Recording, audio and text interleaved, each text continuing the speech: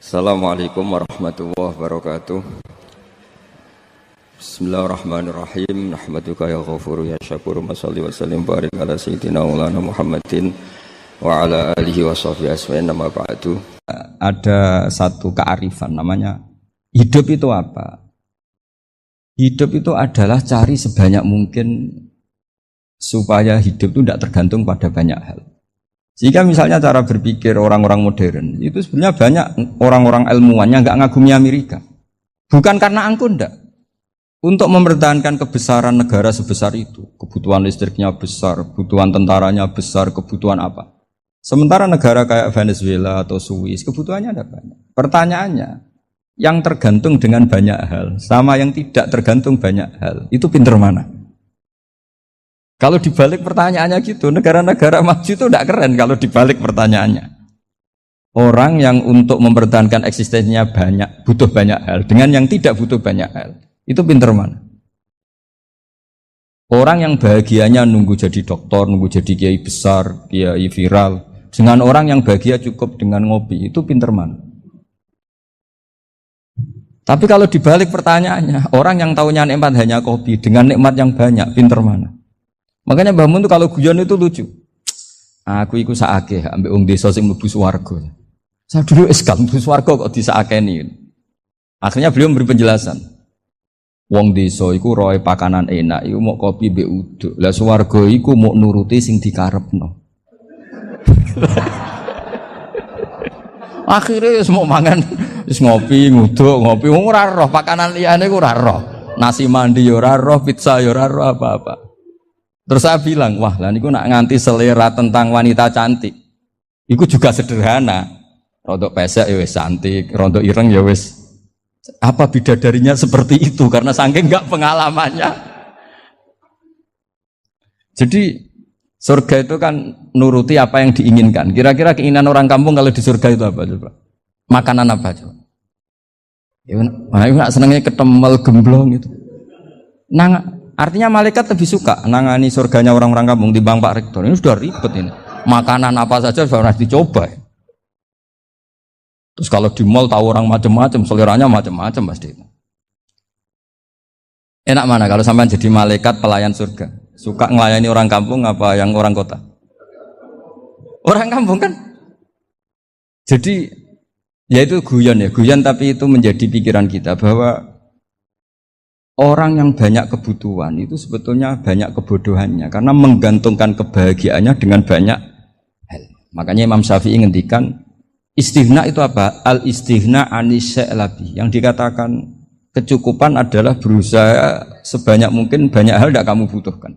Bukan memenuhi semua kebutuhan kamu karena nafsu kamu ini tidak ada batasnya gitu. Kalau kamu penuhin nggak akan selesai.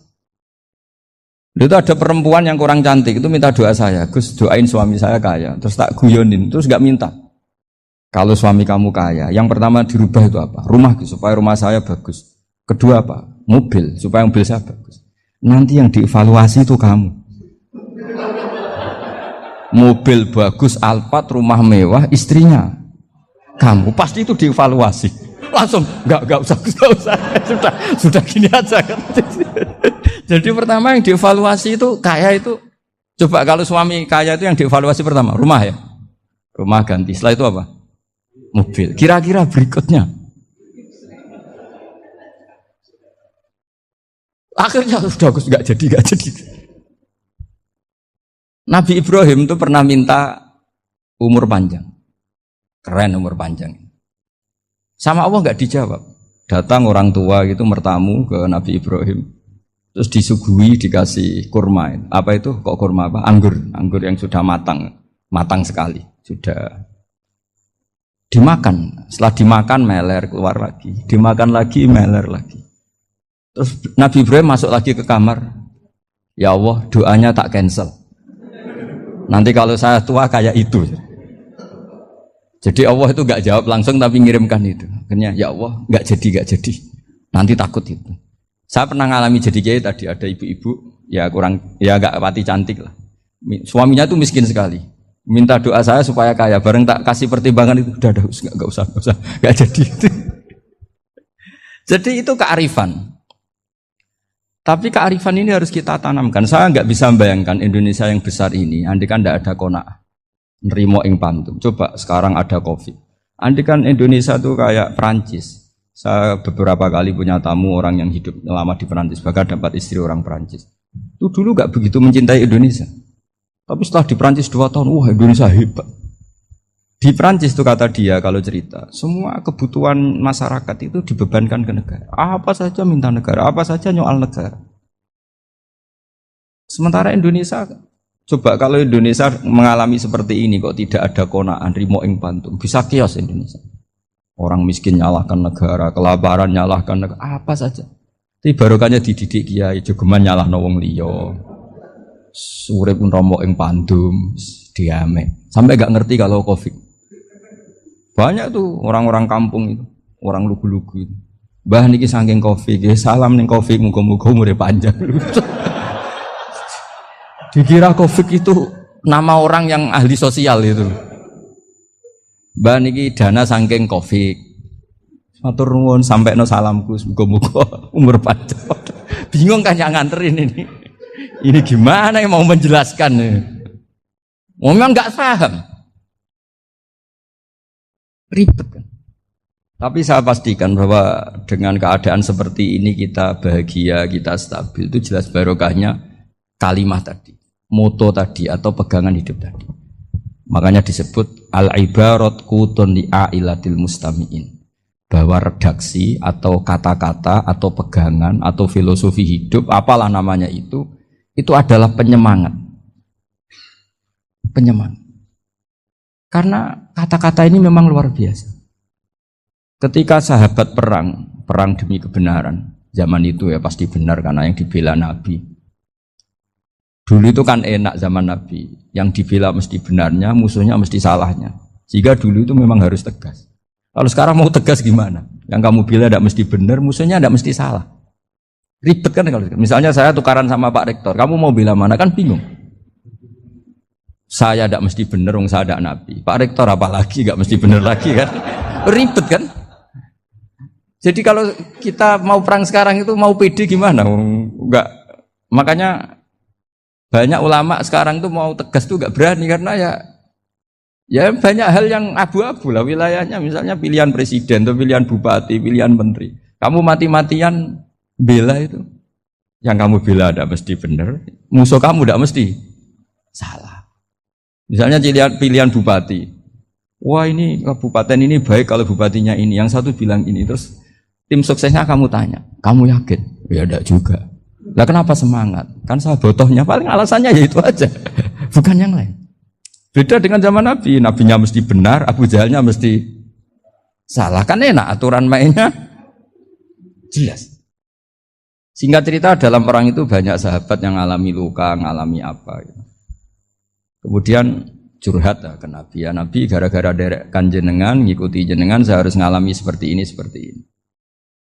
Ngiranya orang itu diapresiasi sama Allah keluarnya. Ternyata sama Allah gak diapresiasi.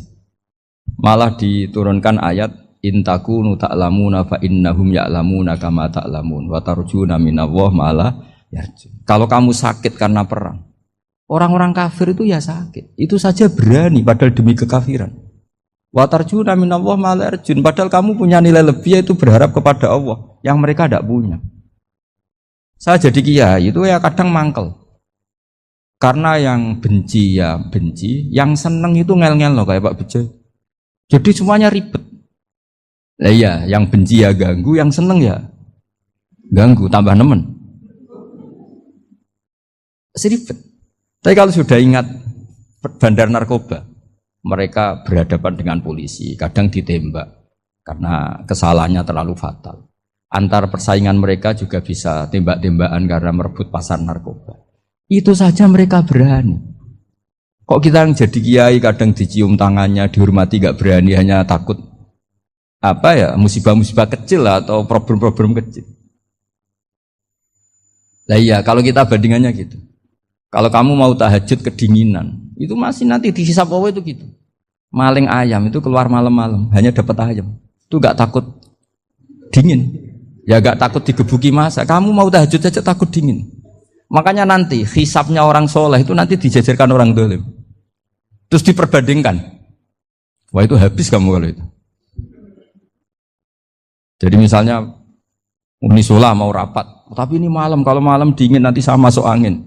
Wah anak-anak pang di perapatan aja berani kamu. Kalau sudah perbandingannya gitu tuh ribet kita nanti. Makanya itu kalimat itu moto atau filosofi hidup. Sehingga diulang lagi nasihat itu. Iyam saskum korhun fakodu masal koma korhum mislu. Kalau kamu kena luka, orang-orang yang nggak benar juga akan kena luka. Itu aja berani demi ketidakbenaran. Masa kamu demi kebenaran enggak berani? Akhirnya orang itu, ya itu kalimat, itu heroik.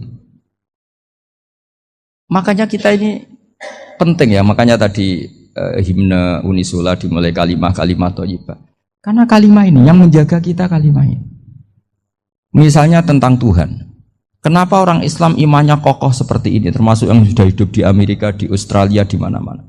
Itu ya barokahnya ajaran atau barokahnya kalimah. Saya sebut kalimah saya pakai bahasa santri. Karena la ilaha illallah itu dalam tradisi santri disebut kalimatu haqqin alaiha nahya wa alaiha namut wa alaiha nub'ats. Ada yang riwayat wa biha nub'ats insyaallah taala minal aminin. Kenapa mereka di mana-mana meskipun sekolah di Amerika, di Australia, bahkan di Uni Soviet tetap mukmin? Itu barokahnya ajaran yang benar. Allah itu siapa? Tuhan.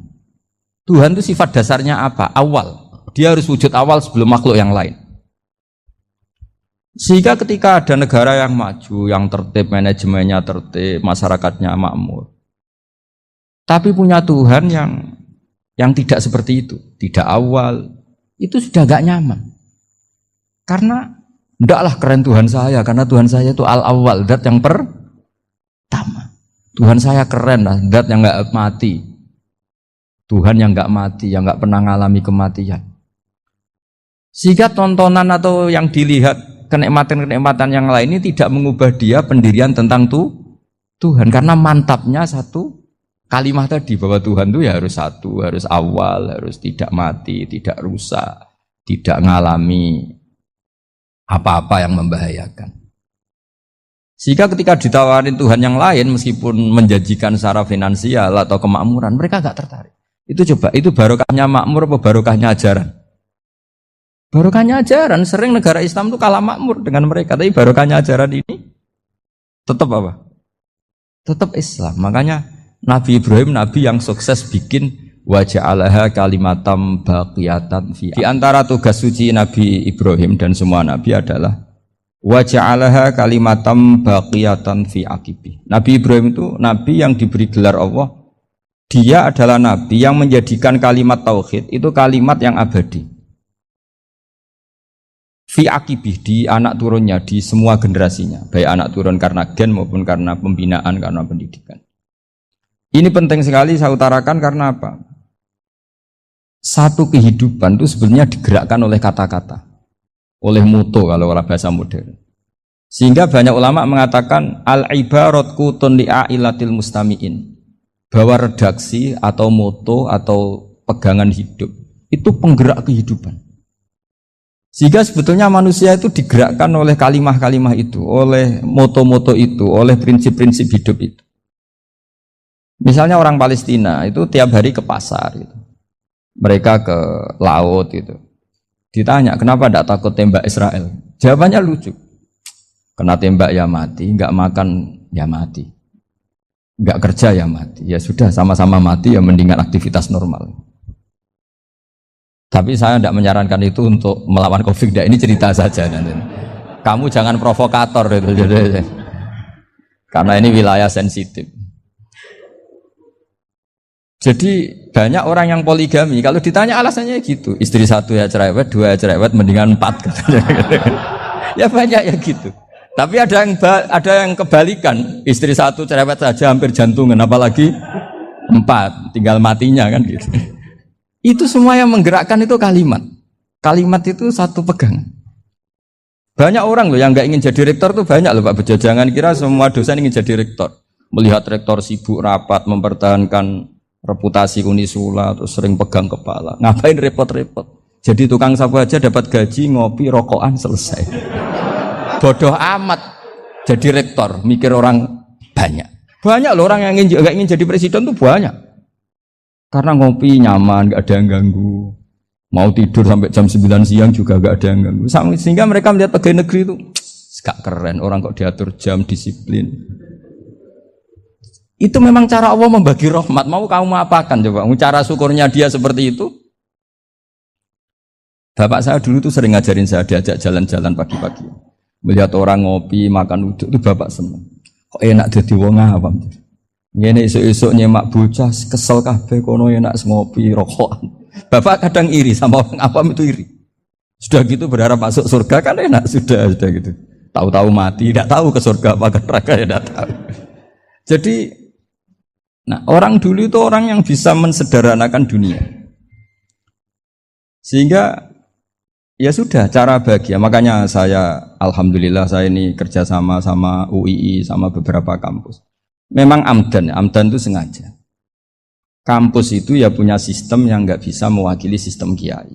Kiai juga punya sistem yang nggak terwakili oleh kampus, juga sebaliknya saling melengkapi. Saya sering ketemu rektor UII, rektor kampus-kampus Islam.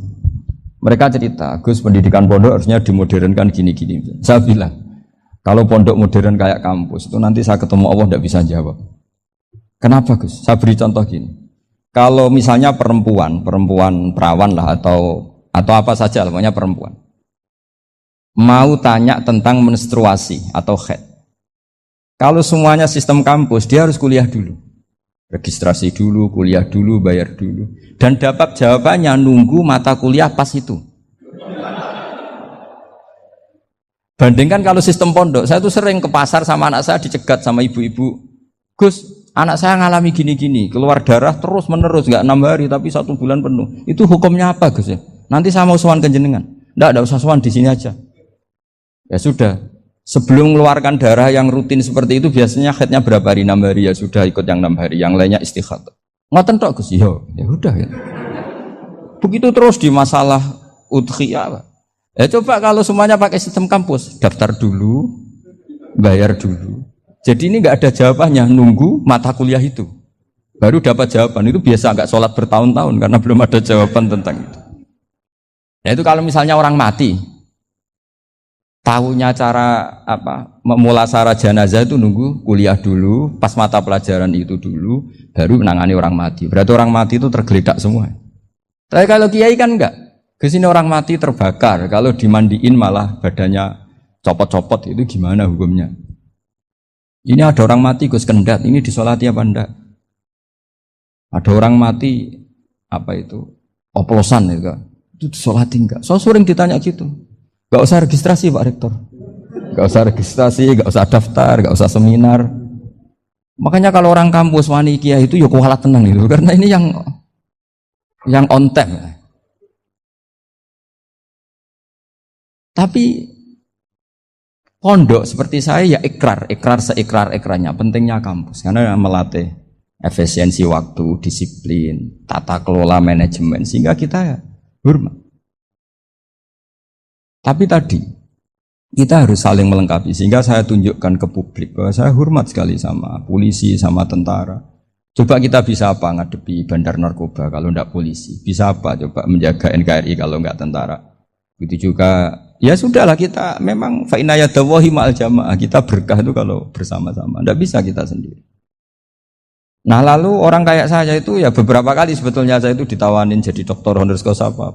Kekhawatiran saya satu Pak Bejo. Takut pas gak punya uang, itu dokter gak ada duit kan gak pantas gitu. Jadi repot gitu, daripada beban lah sudah lah, gak usah dokter. Jadi kalau gak punya uang ya pantas, terus kalau ngebis ya pantas. Suatu saat kalau mati gak ada yang hadir ya pantas, enggak dokter gitu. Kalau sudah dokter kok masuk neraka, kayaknya apalagi rektor kampus Islam kok masuk neraka itu kan kok kayak gak pas itu. Misalnya rektor Unisiola ditanya mungkar nakir, nggak bisa kan kayak gimana gitu. Makanya harus sering ngaji saya supaya nggak malu di depan mungkar nakir. Masa rektor ditanya mungkar nakir nggak bisa. Harus berani bentak. Ini saya rektor loh Pak mungkar nakir. Masa. Kalau wali-wali dulu berani. Masyhur di cerita wali-wali ditanya marabbuka manabuka. Saya ini guru tauhid. Kok kamu tanya marabbuka manabuka yang ngotok? Kamu tidak pernah ngaji, enak aja tanya. Jadi wali-wali itu ya rileks ngadepi mungkin. Saya akan rileks wali di Bang Parik baru. Saya akan itu. Karena wali itu lebih dekat. Tapi ini kesalahan yang tidak maksiat. Insya Allah dimaafkan Allah Subhanahu Wa Taala ini karena kesalahan itu ada dua. Ada kesalahan yang maksiat, ada kesalahan yang tidak maksiat. Saya punya komitmen terhadap agama ini. Baik tadi yang dikatakan Pak Rektor, ada unsur ulama, ada unsur habaib, ada unsur pengusaha, ada unsur birokrat. Di antara kenangan-kenangan saya dari Syekhina guru kita bersama Kiai Haji Maimun Zubair, beliau itu sering dawuh, sering ngendikan, dan itu saya sampaikan juga ketika 7 hari wafatnya Agus Robah, cucu Mbah Maimun, putra Agus Robah. Di antara yang beliau katakan itu adalah sok hak agama itu sing gawe pegawai negeri. Itu berkali-kali beliau ngendikan gitu. Ya saya agak bantah. Lah kalau santri, Bah, ya santri karuan mesti gawe agama, tapi sok ben sing gawe pegawai negeri. Setelah saya jadi kiai dan penelitian, saya itu berkali-kali didatangi dokter, tentara, juga polisi. Mereka sering bilang gini, Gus saya ini dokter negeri. Saya ke NTT, ke Papua, karena saya muslim, berkebutuhan Islam, maka dibikinkan musola, dibikinkan masjid. Kalau kiai tidak bisa, bikin sendiri urunan mau narik siapa. Mau narik tarikan di jalan yang mau nyumbang siapa. Tapi kalau kebutuhan negara, karena tugas negara, ya difasilitasi negara dan tidak dianggap misionaris karena negara. Begitu juga di beberapa negara yang non-muslim kayak di Argentina, di Venezuela, itu ada masjid, ada kajian Islam ya karena duta besar. Dan itu aparat negara. Disinilah kearifan para ulama berkoalisi dengan umarok dengan makna yang positif bahwa agama ini harus ditopang umarok, sistem negara. Tentu di situ ada tentara, ada polisi, ada macam-macam. Kita sebagai kiai juga enggak berdaya di depan para bandar narkoba apa-apa kalau enggak ada BNN. Kita mau apa dengan korupsi kalau enggak ada KPK. Sehingga kearifan para guru-guru kita, mulai Mbah Maimun, bapak saya sendiri, NU, Muhammadiyah, semua ormas-ormas Islam itu pasti maulah kerjasama. Karena kita siapa kalau enggak kerjasama. Dan di antara pesan Rasulullah SAW adalah yaduwahi ma'al jamaah. Jadi apa ya, kebersamaan itu sudah berkah. Fa inna yadawahi ma'al jamaah. Jadi berkah. Lalu kenapa saya kalau ngaji bawa kitab? Ini agak sebetulnya itu lazim. Lazim itu suatu yang harus. Tapi karena kelamaan mubalek itu tidak pakai kitab. Seakan-akan bawa kitab itu yang aneh. Sebenarnya aneh mereka. Karena begini logika simpelnya ya. Umat Nabi ini berhak dapat apa coba? Berhak dapat warisan yang paling luhur, paling hebat, paling jernih. Apa itu Quran dan hadis? Pertanyaannya, siapa yang paling punya hak otoritatif untuk menerangkan Quran hadis? Ulama. Ulama yang mana? Ya yang kapabel, yang sudah diakui dunia, kayak Imam Ghazali, Imam Bukhari, Imam Syafi'i. Artinya kalau kita tidak pakai materi, itu ulama mendapat pikiran kita, bukan mendapat pikiran mereka. Saya ulang lagi, kalau kita tidak pakai materi yang otentik, yang orisinil, umat ini mendapat pikiran kita, bukan pikiran mereka. Maka saya berusaha supaya teman-teman atau semua umat Islam dapat pikiran-pikirannya Imam Ghazali, pikiran-pikiran Imam Bukhari, pikiran-pikiran Abdul Qasim Al-Junaidi, kejernian-kejernian Abu Yazid Al-Bustami. Kejernian itu diantaranya adalah misalnya makalah yang menurut saya itu makalah yang super. Jadi untuk ngadepi krisis karena COVID atau karena apalah, itu lama dulu sederhana sekali. Beliau punya rumus yang mungkin jarang didengungkan orang, tapi saya akan kampanye rumus ini. Al-istighna, haqiqatul istighna, itu adalah al-istighna anis syai' labihi.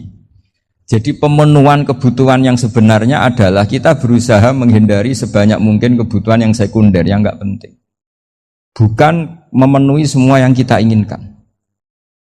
Jadi misalnya begini ya, kalau kita lapar, itu keinginan kita itu makan enak apa asal makan? Tentu jawabannya asal makan yang sehat. Tapi kalau nuruti nafsu kita, makannya yang enak, teman makan ya enak. Terus di warung yang favorit. Ini kan satu kebodohan. Kenapa untuk makan saja butuh definisi sekian banyak? Yang kita harus kecewa, warung favoritnya bisa sudah tutup. Atau kita ke sana harus macet. Ribet. yang benar-benar arif dan bijaksana itu adalah al-istighna anisya. Sesuatu yang tidak mendesak itu jangan jadikan kebutuhan. Sehingga kalau kita puasa misalnya, semua makanan itu enak karena kita sangat lapar. Sehingga Abul Qasim Al-Junaidi ketika ditanya, ma'idamu to'am, lauk makanan itu apa? Jawabannya lucu, alju, lapar. Kalau kamu lapar ya semuanya enak. Ini sudah mulai hilang. Kita bilang makan enak itu ya sate, ya gulai, ya pizza yang kita senang.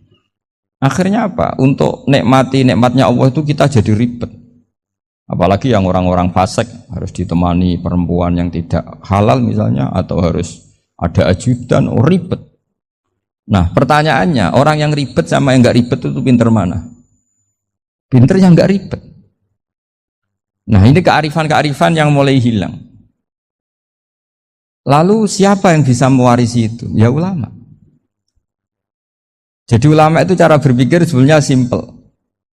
Makanya mereka sering kalau tahajud itu, di antara makalah Sayyidina Ali paling terkenal dan yang menjadikan beliau punya derajat yang luar biasa itu adalah kafani izzan antakuna li robban wa kafani fakhron an akuna laka abdan.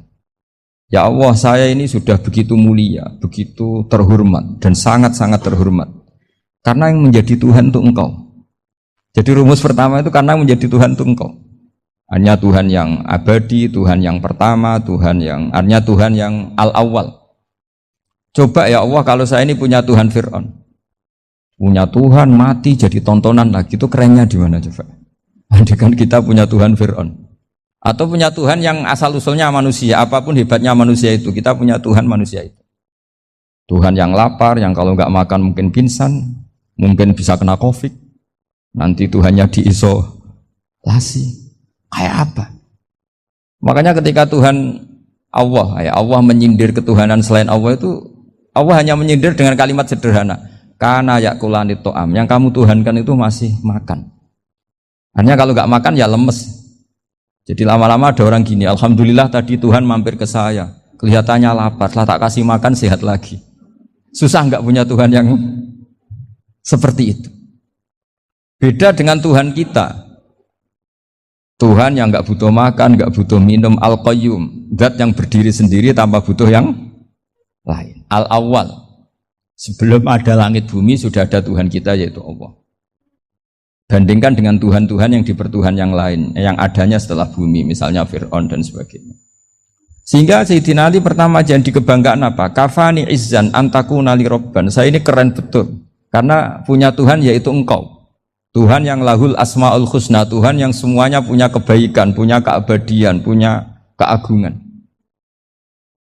Terus wa kafani fakhron an akuna laka abdan, dan saya bangga sekali karena saya menjadi hambamu. Kalau saya jadi hambanya Pak Rektor ribet kan, sudah tak hormati ternyata nanti tidak rektor, ya kan ribet kan. Terus pokoknya ribet, jadi budaknya manusia itu ribet.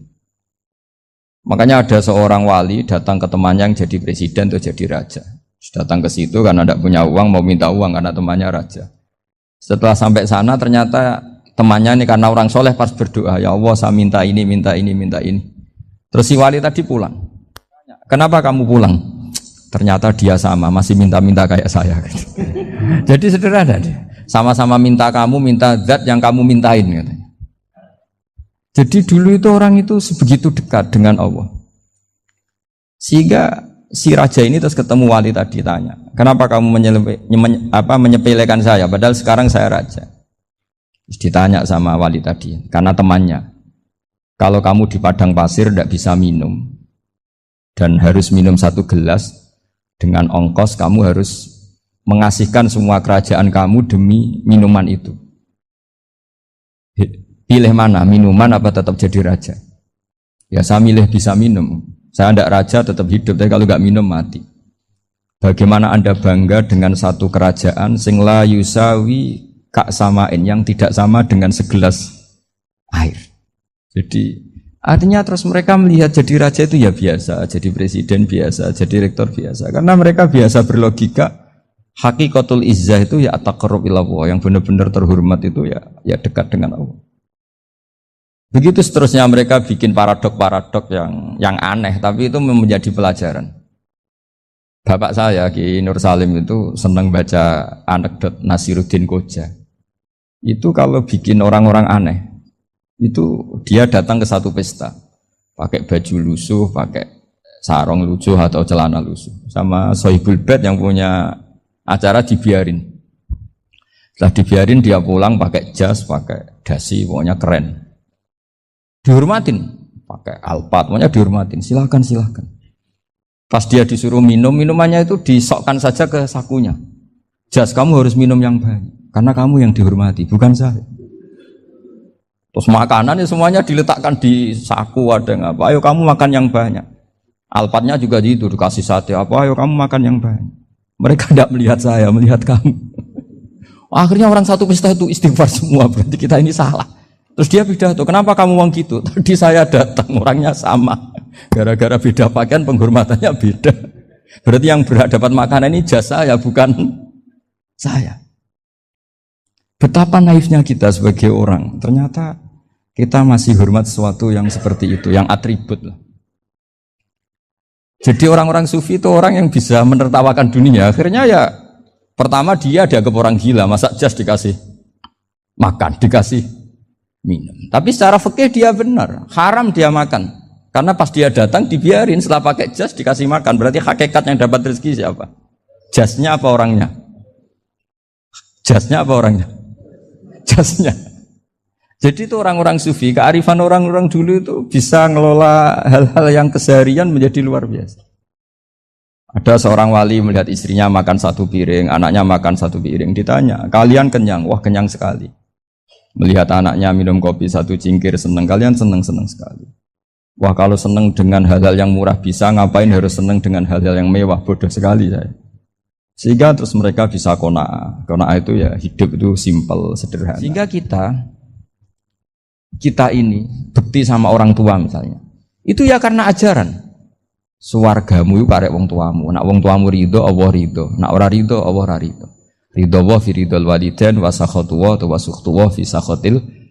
Sehingga ketika ada orang tua yang agak brengsek gitu, anak-anak tetap hormat. Punya orang tua yang miskin, yang sudah miskin, tukang tombok nomor, banyak kan di kampung gitu. Ya tetap hormat. Coba kalau dari awal kita ngajari orang tua kamu hormati ya, kalau baik, kalau tidak usah. Bisa geger Indonesia. Tapi barokahnya ajaran-ajaran itu Indonesia tertib karena ada ajaran. Nah ini di sini pesantren dan Unisula semua harus berkontribusi membuat ajaran yang benar itu adalah ciri utama Islam. Sehingga Islam ini dimulai dengan ajaran kalimatul haqqin alaiha nahya wa alaiha namut. Sehingga kita tenang seperti ini. Saya ini termasuk kiai yang tenang. Meskipun kata orang banyak saya ini kiai besar, tapi termasuk kiai yang paling tenang. Termasuk yang paling tenang. Karena saya ini pakai mazhab orang-orang hebat. Saya berkali-kali cerita, orang kayak Imam Syafi'i itu orang yang luar biasa. Saya berkali-kali cerita, orang yang tadi nyium tangan kamu ya Imam Syafi'i, di belakang tuh ngerasani kamu, menghujat kamu. Jawabannya enak saja. Berarti saya alhamdulillah orang yang wibawa. Buktinya di depan saya nggak berani. Jadi enteng saja. Diceritain sebagian kampung, sebagian separuh dari warga kamu itu nggak suka kamu. Ya bagus lah nggak suka saya, nggak akan utang duit saya. Di mana-mana orang utang tuh karena teman dekat. Kalau nggak seneng pasti minimal nggak utang, nggak pinjam mobil, nggak pinjam. Berkah mana yang seneng sama yang gede? Jadi dianggap enteng saja. Semua yang dialamin dianggap enteng saja. Misalnya punya istri pemarah, ya baguslah marahin suami. Kalau marahin tonggo malah ribet. Jadi kamu harus terima kasih kalau dimarahin istri. Baguslah marahin saya mah, kalau marahin tonggo ribet. Jadi enteng saja. Tapi kita sekarang tuh karena nafsu ya, sehingga menghadapi hidup ini ribet. Ulama dulu kalau mau mati itu senengnya bukan main. Sudah lama saya ini ingin gak maksiat. Kayaknya gak maksiat paling efektif itu mati. Ya tidak apa-apa Gusti, kalau sebaiknya mati ya mati aja. Enteng saja. Jadi melihat kematian itu akhir dari segala keburukan atau potensi keburukan. Apapun baik kita sekarang, suatu saat mungkin kita gak baik. Yang bisa menghentikan ketidakbaikan atau potensi ketidakbaikan itu apa coba? Mati kan? Berarti mati itu mengerikan apa menyenangkan? Mesti kamu tidak berani menjawab. Meskipun secara ilmu kamu berani, tapi secara rasa agak berani kan? Saya ulang lagi ya, yang bisa menghentikan keburukan atau potensi keburukan itu apa coba? Apa? Kematian. Berarti kematian itu menyenangkan atau menyusahkan? Apapun kamu tidak berani jawab karena kamu agak-agak duniawi itu kelihatannya. Tapi secara ilmu, kamu tahu kan kalau mati itu tidak buruk-buruk banget. Karena apa? Itu akhir dari segala keburukan. Sehingga Nabi ngajarkan kalimat itu begitu luar biasa. Allahumma ahyini maka natil hayatu khairan li wa tawaffani maka natil wafatu khairan li. Nabi melihat dunia itu begitu indah. Ya Allah, kalau saya ini hidup, anggap saja hidup ini ziyadatan li fi kulli khairin, menjadi modal saya menambah segala kebaikan. Jika suatu saat saya mati, anggap mawon rohatan li min kulli syarrin, itu akhir dari segala keburukan saya. Sehingga mati hidup ya baik karena di situ kita bisa berkontribusi beramal soleh. Mati juga baik karena mengakhiri segala keburukan. Nabi nate ngendikan lagi, ajaban li amril mukmini inna amrohu kullahu khair. Orang mukmin itu mengagumkan, semuanya baik. In asobathu na'ma syakara fakana khairan lah. Kalau baru dapat nikmat, dia syukur, maka itu baik.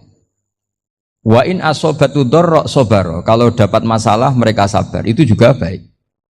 Sehingga orang mukmin dua sisinya pasti baik.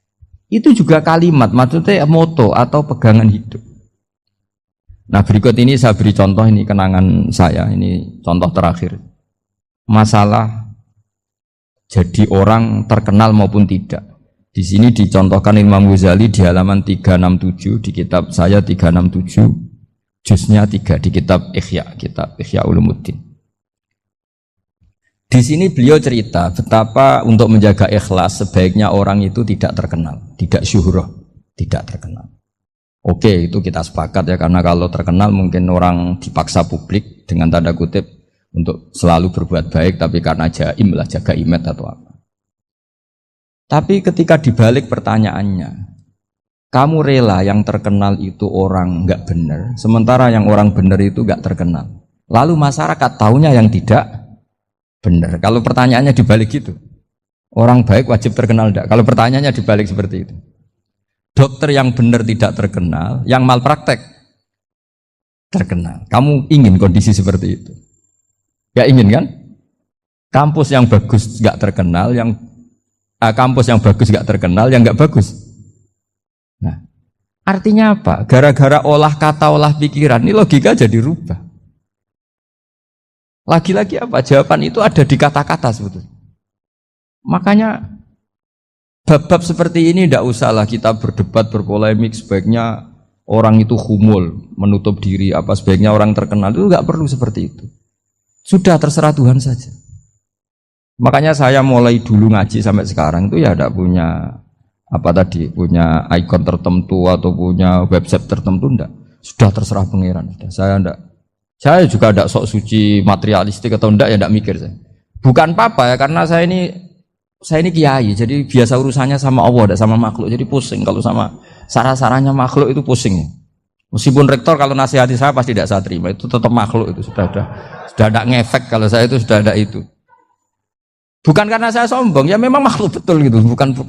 Cuma nasibnya bejo aja, tapi makhluk tetap makhluk. Saya beri contoh ya. Ini makalah yang ditulis Imam Ghazali. Ya, i'lam aslahakallah anna aslal jah wa intisarus sayyid atau sayyidi wal istihar. Wa huwa mazmum.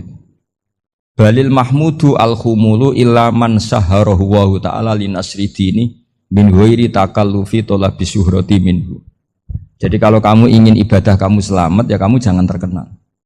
Tapi resikonya adalah kalau kebaikan itu tidak terkenal, maka agak dikenali. Kalau agak dikenali berarti masyarakat hanya punya percontohan yang tidak baik, karena yang baik tidak terkenal. Jadi itulah ulama-ulama dulu. Jadi apa-apa itu dibanding-bandingkan. Kemudian nanti kelihatan, jawabannya itu kelihatan.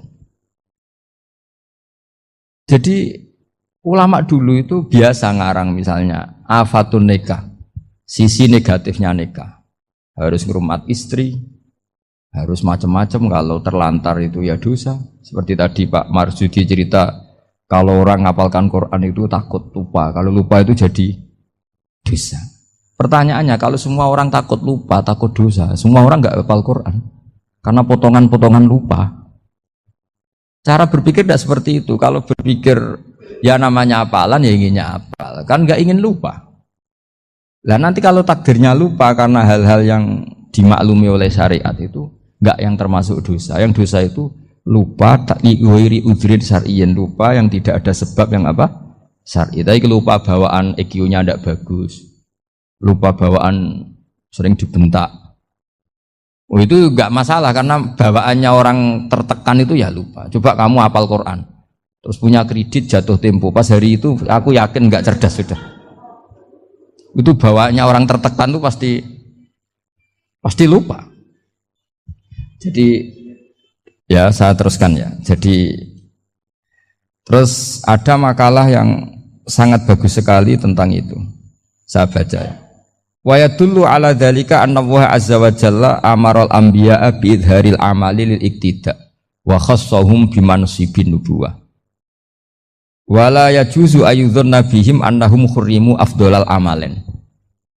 Jadi orang yang terlalu mendewa-dewakan khumul itu menutup diri. Oke itu baik karena dengan khumul, dengan menutup diri Anda tidak riya, Anda tidak pamer. Tapi kata Imam Ghazali, kamu juga harus ingat, di antara syaratnya Nabi itu harus mengumumkan kalau beliau itu seorang Nabi. Harus memaklumatkan kalau beliau seorang Nabi, supaya bisa diikuti. Caranya sholat harus diumumkan, sehingga Nabi itu mengatakan harus jamaah. Karena dengan cara jamaah itu bisa shollu kama ra'aitumuni sholli. Coba kalau Nabi sholatnya nggak diperlihatkan, kamu harus sholat yang benar. Caranya gimana ya Rasulullah? Itu rahasia. Bingung nggak kira-kira? Bingung nggak?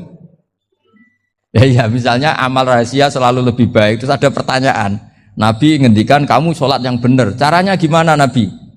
Ya itu rahasia. Terus gimana coba? Tapi Nabi ngendikan apa? Shollu kama ra'aitumuni usolli. Ya sudah kamu sholat, niru saya sholat. Berarti Nabi sholatnya diperlihatkan apa disembunyikan?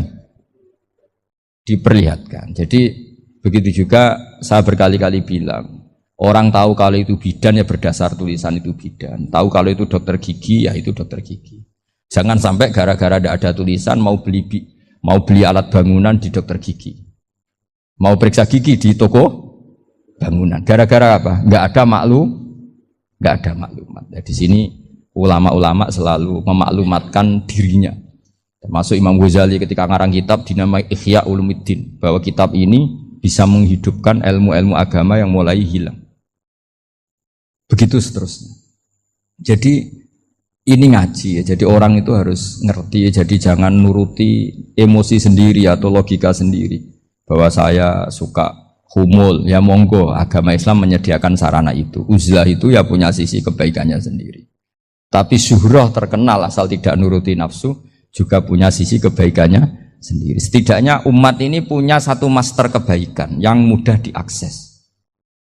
Tapi tadi saya ulang lagi, jangan karena hadzun nafsi, jangan karena kepentingan pribadi. Makanya di sini disebutkan wa yadullu ala dzalika ay ala syuhrah anna wa ta'ala amaral anbiya bi idharil amal lil iktida.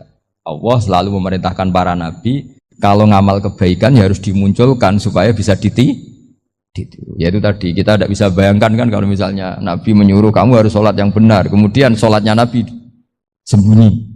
Lalu ditanya, Nabi saya niru siapa? Wah itu rahasia, kamu nggak boleh lihat sholat saya takut tidak ikhlas. Ribet kan? Sehingga jamaah itu statusnya tetap harus. Nah bedanya harus ini ulama berpendapat harus yang apa? Fardu kifayah. Tapi fardu itu maknanya harus. Tapi bukan berarti kalau nggak jamaah sholatnya nggak sah, nggak. Tetap tapi statusnya jamaah tetap apa? Nah barokahnya harus ini orang yang baru sholatnya langsung benar karena ada yang diikutin. Coba kalau mantan dukun baru sholat terus sholat sendiri, itu mesti mirip mantra.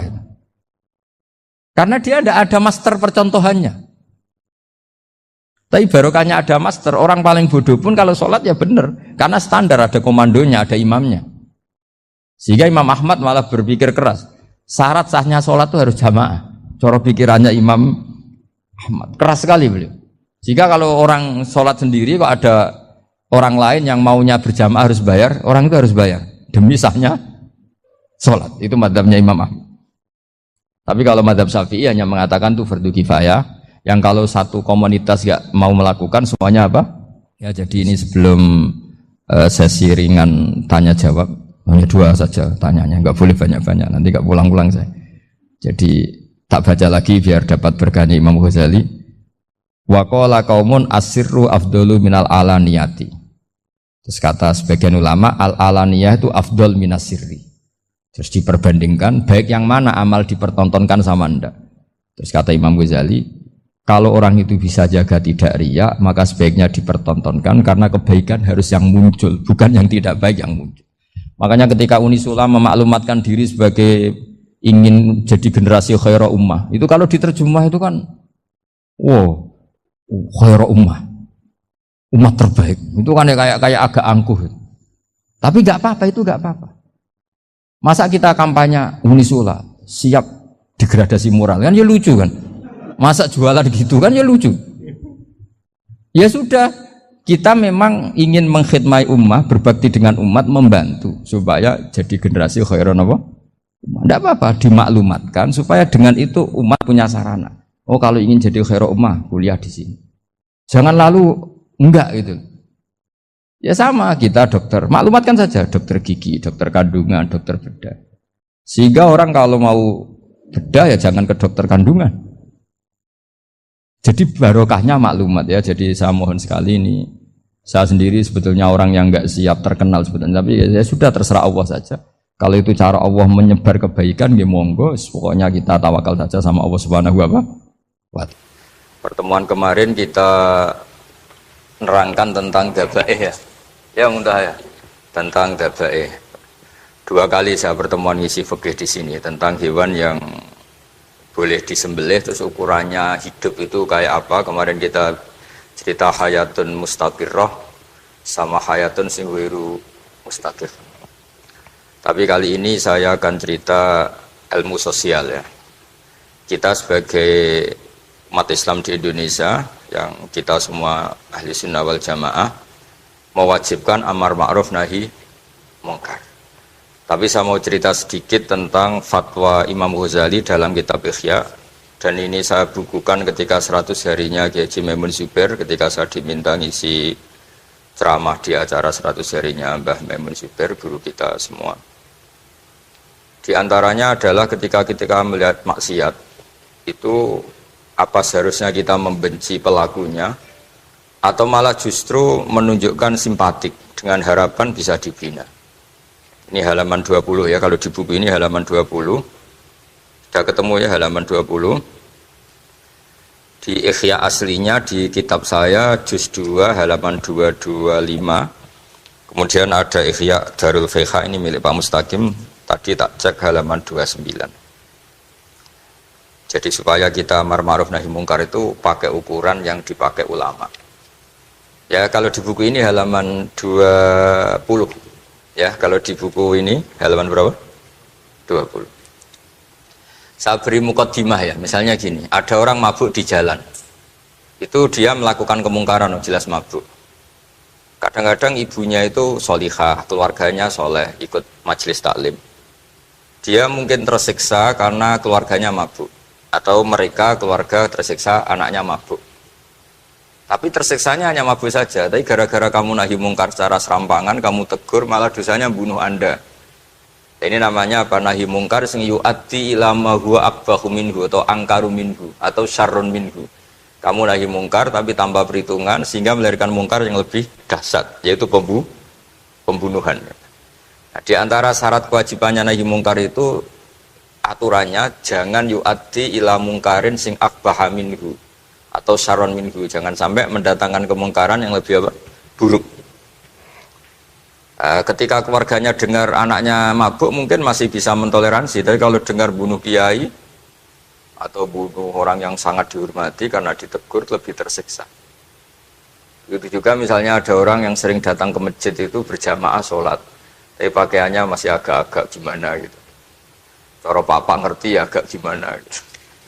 Dan ternyata kalau ditegur malah nggak sholat. Nah, ini kan kita punya perhitungan ya. Kalau ditegur gak sholat, kalau dibiarin tetap sholat, mendingan gak negur. Asal di hati kamu, jangan-jangan nanti gak ada pemandangan kalau ditegur lah, itu yang mulai masalah kan. Tapi sebetulnya itu mulai masalah, itu hadun nafsi. Kalau perhitungannya gitu hadun nafsi. Tapi kalau perhitungannya selama masih islami, dengan perhitungan-perhitungan haqquh wa rasulih, insya Allah itu ditoleransi. Nah, di antara makalah yang ini contoh ini untuk anak-anak BG, untuk PSG, tak warai caranya jadi wong alim ini jujur saja, enggak niat sombong. Saya itu kalau punya makalah itu sampai begini. Ini itu satu makalah sebelum dicetak itu berupa buku ini. Ini begini modelnya. Jadi referensi yang sama tak tulis dari berbagai kitab yang berbeda. Dulu ketika Syekhina Kiai Haji Maimun Zubair masih sugeng, tiap ketemu itu dicek. Itu dari kitab apa. Jadi selain referensi secara mudawana, Al-Kutubul Mudawana, juga dikonfirmasi berkali-kali. Misalnya gini, orang sekarang itu gak siap dakwah orang yang ahli maksiat. Dulu itu zaman Nabi dakwah itu malah gak sekedar gak maksiat, masih kafir yang didakwai. Pertama Quran turun tidak ada qul ya ayyuhan nahdiyun, qul ya ayyuhal muhammadiyun, yang ada malah qul ya ayyuhal kafirun, karena yang didakwai orang kafir. Jadi kalau kamu nyari dakwah yang sudah orang steril, sudah soleh semua, itu orang Jawa nguyai segoro, sekaruan soleh kok bu dakwah. Jadi memang tantangannya dakwah itu ke objek yang kita nggak siap. Nggak siapnya mungkin kita beda agama, mungkin beda kultur, beda kesolehan tuh. Ya, jadi ini tak baca beberapa makalahnya orang dulu. Ketika melihat saudara kita, teman kita atau tetangga kita melakukan maksiat atau sedang maksiat. Tak baca Arabnya dulu, mungkin sebagian nanti itu mungkin biar barokah. Ini teks aslinya Imam Ghazali. Wa turuqus salafi qad ikhtalafat fi izharil buhdi ma ahlil ma'asi. Semua orang salaf berbeda-beda dalam memperlihatkan ketidaksukaan ma ahlil ma'asi. Tentu kita semua tidak suka perzinaan, nggak suka mabuk-mabukan, nggak suka togel, nggak suka judi. Terus fa'in kulta, ini yang mulai dialog gitu ya. Fa'in kulta itu andaikan ada satu pertanyaan, yaitu yang mulai halaman 20. Fa'aqallu darajati fi izharil bughdi al-hajru wal i'radu wa qat'ur rifqi wal i'anah. Fahal yajibu dzalika hatta ya'siyal abdu bitarkih. Fa'aqulu la yadkhulu dzalika fi dhahiril ilmi tahta taklif wal ijab. Fa innana alamu annal ladzina syaribul khamra wa ta'atau al fawahisha fi zamani Rasulillah sallallahu alaihi wasallam as-sahabah maka yuhjaruna bil kulliyah. Dulu zaman Nabi juga banyak orang-orang yang masih mabuk, masih melakukan hal-hal yang buruk. Tapi mereka yang sedang maksiat atau baru berstatus fasik itu maka yuhjaruna bil kulliyah. Tidak begitu ditinggalkan saja atau asingkan begitu saja. Balkanu mungqasimina fihim ila man yakhdhilul qawla alaih. Sebagian sahabat kalau melihat orang yang mabuk, yang enggak benar, keras.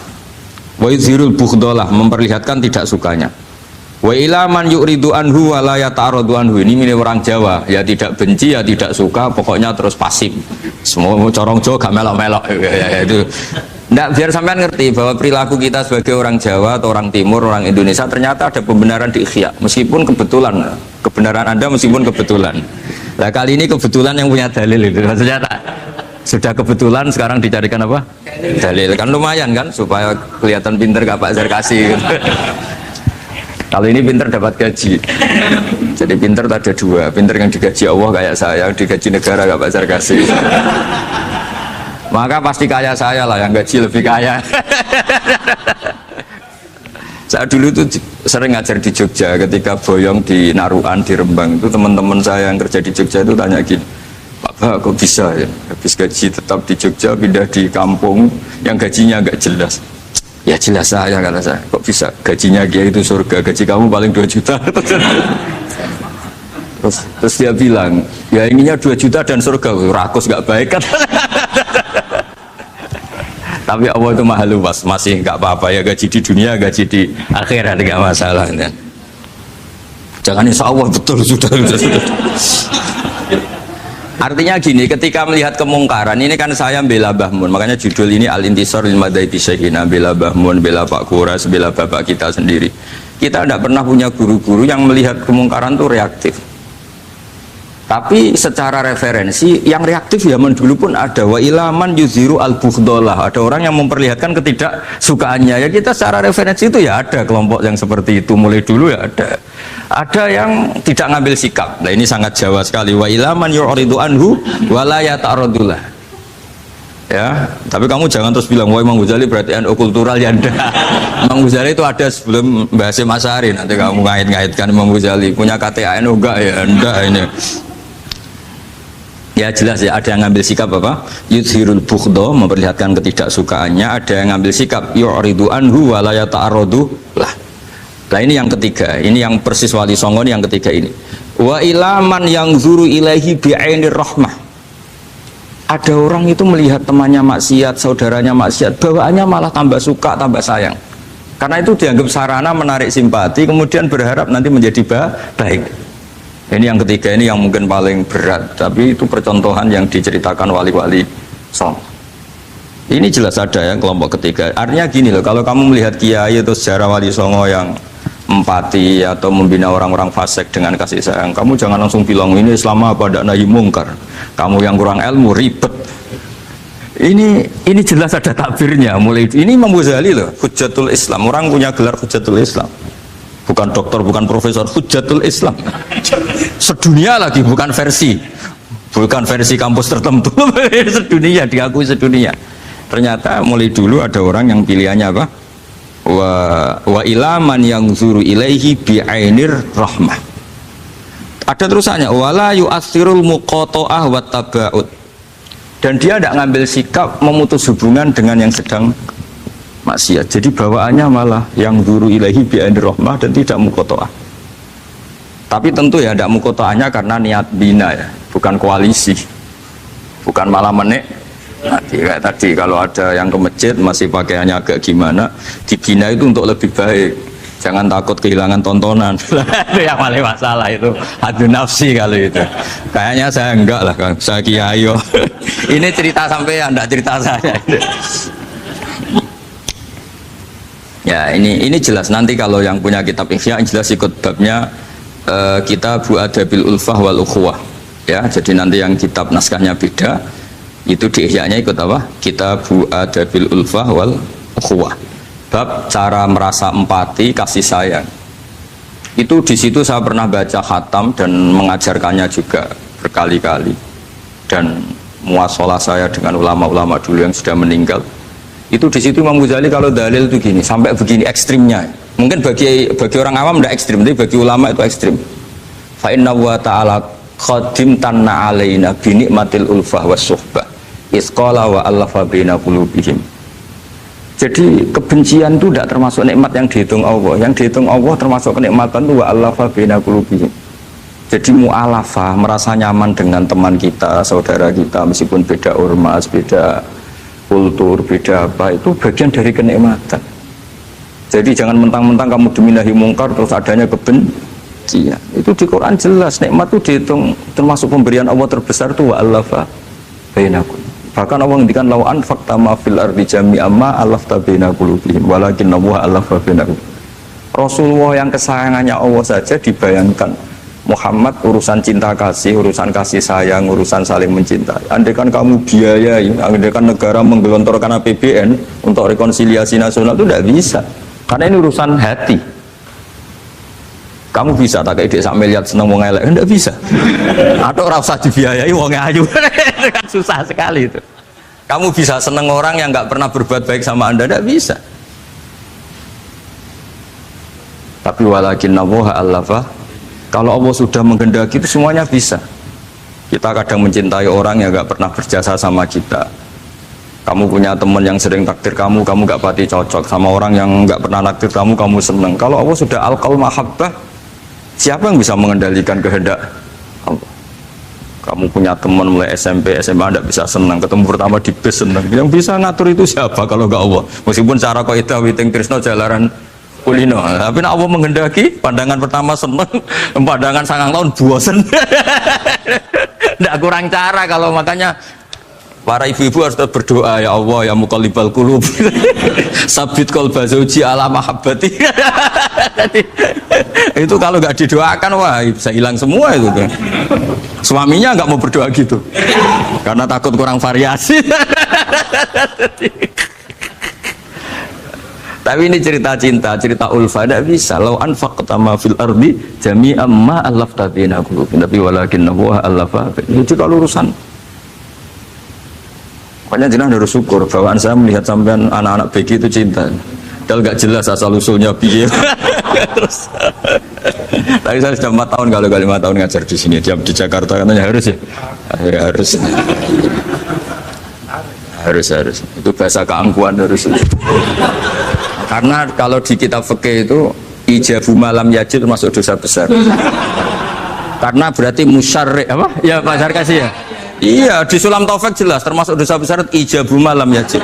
Mewajibkan sesuatu yang tidak wajib. Mergo fa anta musyarri, berarti kamu bikin syariat baru. Karena sudah ada mandubat, ada masruat, ada syariat ini sudah sempurna. Faman aujaba ma lam yujibhumu wa rasuluhu fa huwa musyarri'un. Jadi berarti dia musyarrik baru. Bahasa karsanya kayak ngaku nabi baru. Tapi sudah tak maafkan lah santai. Tapi secara fikih jelas sama lihat di Sulam Taufik termasuk minal kabair apa? Ijabu malam yajib, mewajibkan sesuatu yang tidak wajib.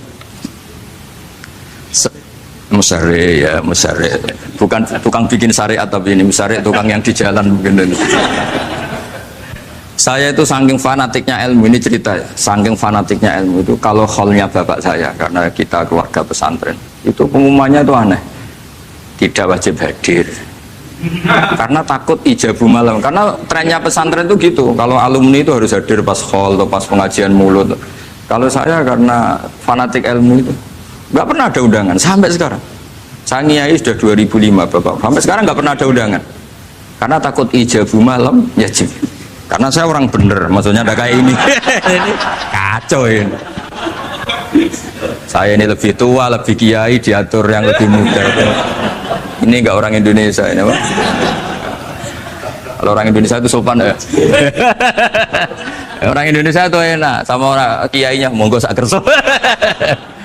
Bodoh sak kerso milih istirahat timbang mulang ya. Habis perjalanan jauh monggo sak kerso milih apa? Istirahat timbang mulang. Ya sudah tak maafkan. Saya kan orang baik jadi gampang maafkan. Ya ngatur ya dosa lagi udah. Ya ini jelas ya. Jadi ada 3 kelompok tadi ya. Jadi kalau jenengan sama orang yang tegas nahi mungkar atau apalah, ya mulai dulu ya ada wa ilaman yakhlidul bughdhalah wa yudhirul tadi apa? Ilaman yakhlidul qala alaih wa yudhirul bughdhalah. Itu mulai dulu ya ada. Terus ada yang model Jawa wa ilaman yu'ridu anhu wa la yata'arradu lah. Jadi gak ngambil apa? Sikap. Corong Jawa gak melok. Terus yang ketiga ini yang cerita Wali Songo, ya kita tidak menangi Wali Songo tapi sudah mutawatir lah kalau cerita-cerita Wali Songo itu nggak pernah negur orang, nggak pernah apa, tapi bisa merubah. Ini yang mahal kan bisa merubah.